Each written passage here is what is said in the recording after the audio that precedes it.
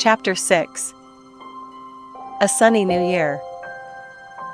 OURS was a lonely house the winter after father's death. The first 49 days when the soul hovers near the eaves was not sad to me, for the constantly burning candles and curling incense of the shrine made me feel that father was near.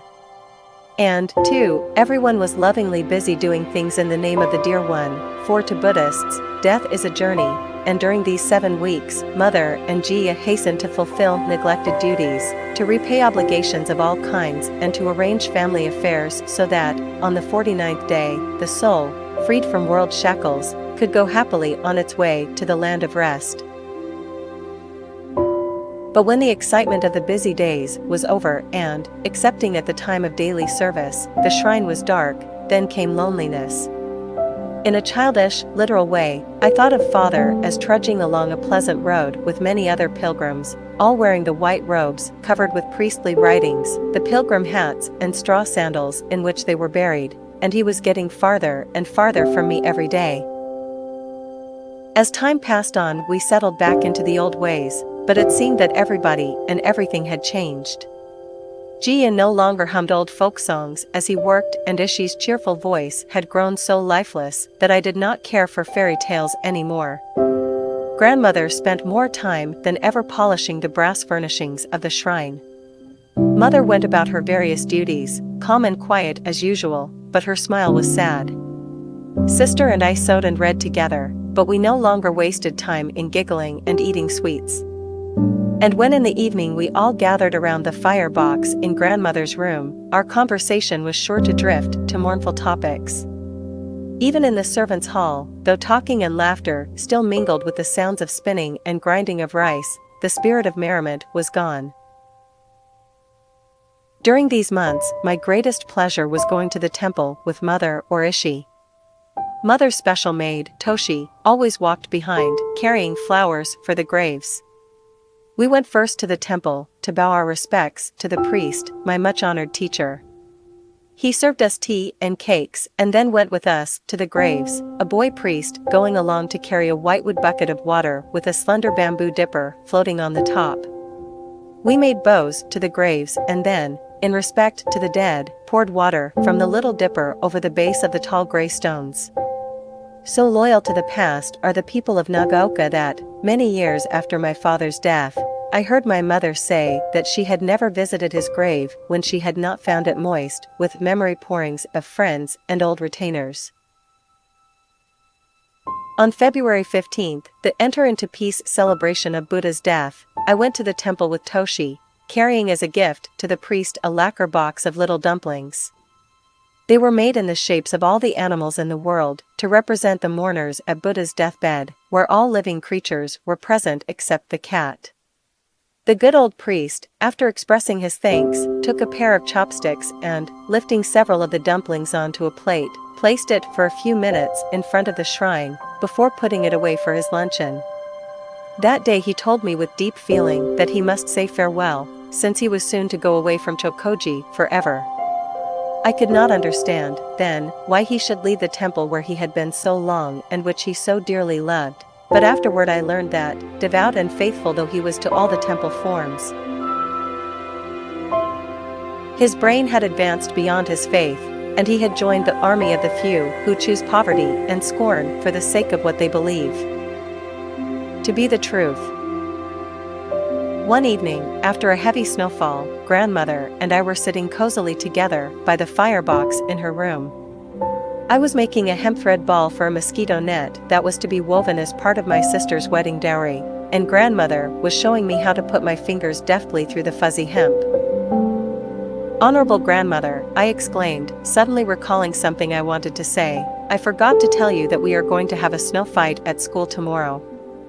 Hana-san is chosen to be leader on one side and I on the other. We are too. I was so interested that again I lost my thread and it matted. I gave it a quick jerk and at once found myself in sad trouble. Wait, said grandmother, reaching out to help me. You should sing the hemp winding song.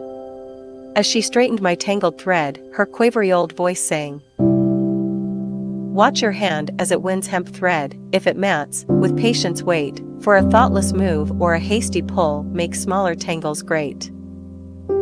Don't forget again, she added, handing back the untangled bunch of hemp. I was thinking about the snow fight, I said apologetically. Grandmother looked disapproving. Etsubo, she said, your eldest sister, before she was married, made enough hemp thread for both the mosquito nets for her destined home. You have now entered your 11th year and should aim to be more maidenlike in your tastes. Yes, honorable grandmother, I replied, feeling with humiliation how true her words were. This winter I will wind plenty of hemp thread. I will make many balls, so Ishi can weave the 2 nets for sister's dowry before New Year's. There is no need for such haste, grandmother replied, smiling at my eagerness, but speaking gravely. Our days of sorrow must not influence your sister's fate. Her marriage has been postponed until the good luck season when the rice fields bow with their burden. I had noticed that fewer shop men had been coming to the house, and I had missed the frequent visits of tall Mr. Nagai and his brisk, talkative little wife, the go-between couple for my sister. So that was what it meant. Our unknown bridegroom would have to wait until autumn for his bride. Sister did not care. There were plenty of things to be interested in, and we both soon forgot all about the delayed wedding in our preparations for the approaching new year. The first 7 days of the first month were the important holidays of the Japanese year. Men in pleated skirts and crest coats made greeting calls on the families of their friends, where they were received by hostesses in ceremonious garments who entertained them with most elaborate and especial New Year dishes. Little boys held exciting battles in the sky with wonderful painted kites having knives fastened to their pulling cords. Girls in new sashes tossed gay, feathery shuttlecocks back and forth or played poem cards with their brothers and brothers' friends in the only social gatherings of the year where boys and girls met together.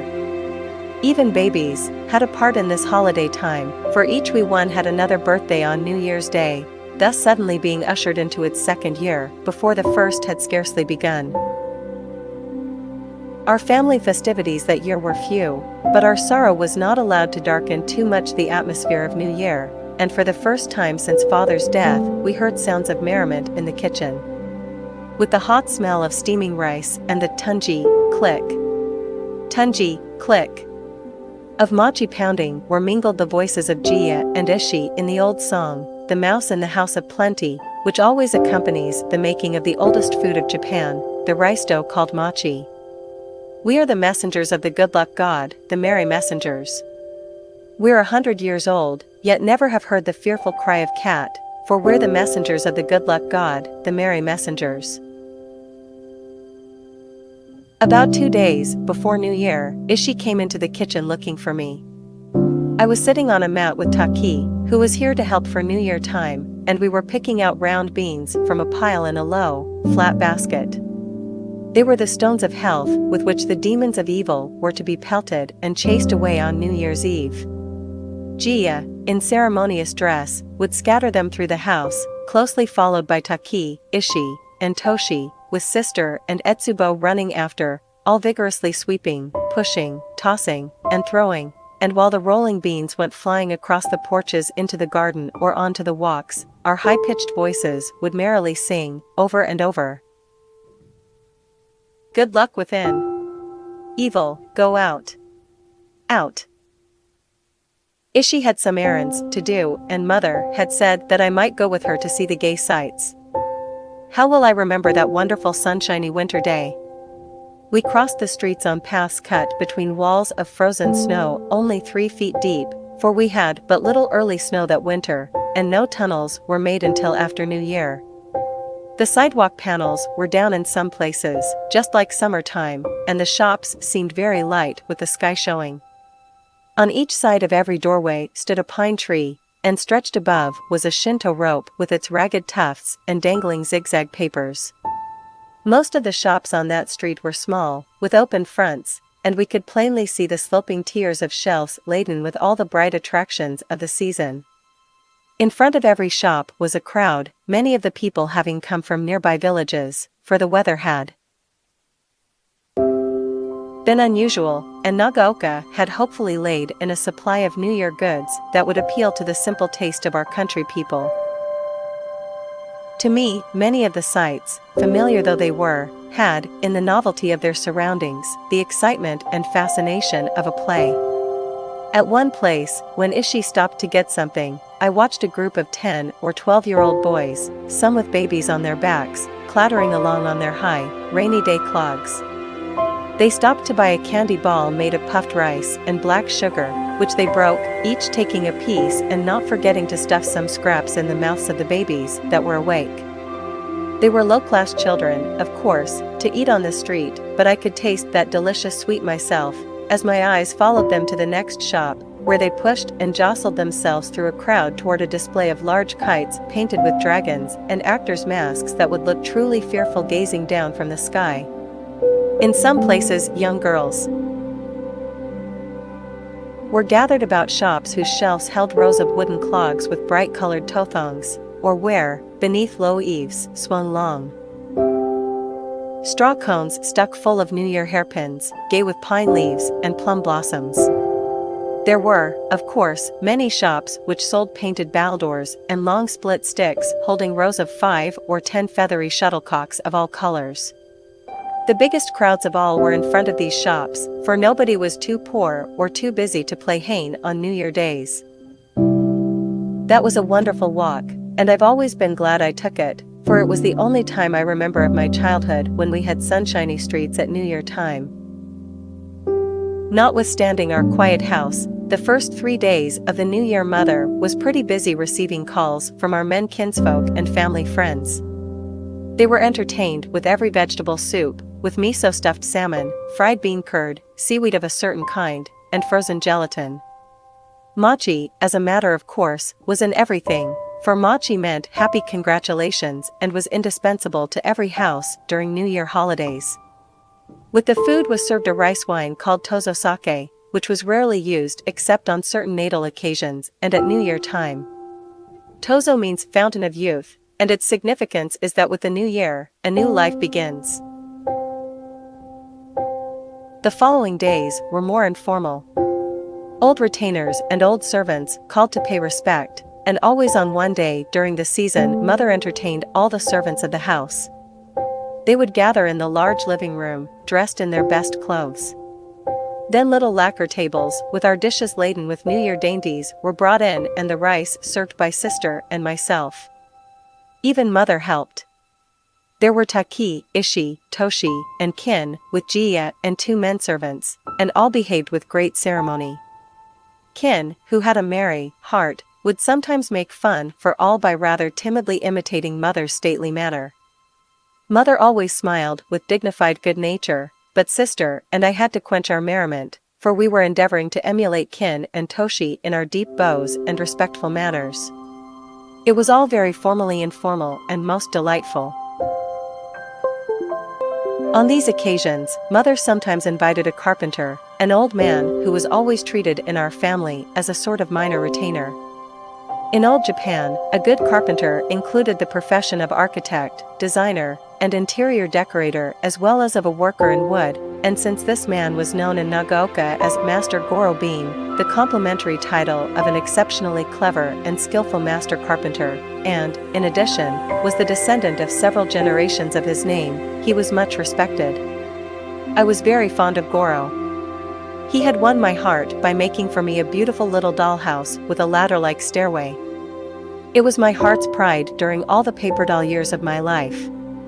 On the first New Year's Day that Goro came after father's death, he seemed quiet and sad until mother had served him tozo sake, then he brightened up and grew talkative. In the midst of the feast, he suddenly paused and, lifting his tozo sake cup very respectfully to the level of his forehead, he bowed politely to mother, who was sitting on her cushion just within the open doorway of the next room. Honorable mistress, he began, when your gateway had the pine decoration the last time, and you graciously entertained me like this, my honorable master was here. Yes, so he was, Mother replied with a sad smile. Things have changed, Goro.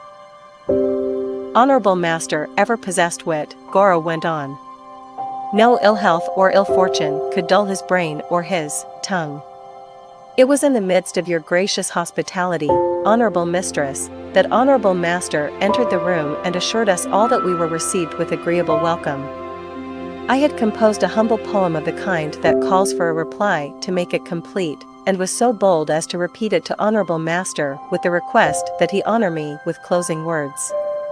My poem, as suitable for a New Year greeting, was a wish for good luck, good health, and goodwill to this honorable mansion. The 7, the good fortune gods, encircle this house with safely locked hands, and nothing can pass them by. Then honorable master, and Goro deeply bowed, with a wrinkle of fun on his lips, and a twinkle of fun in his eyes, replied as quickly as a flash of light. Alas! And alas! Then from this house, the god of poverty can never escape, but must always stay within.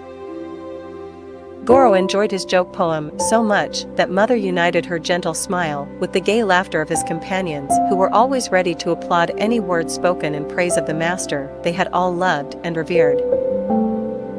But bright-eyed Kin whispered to Ishi, and Ishi smiled and nodded. Then Taki and Toshi caught some words, and they, too, smiled. Not until afterward did I know that Kin's whisper was, "The gods of poverty are sometimes kind.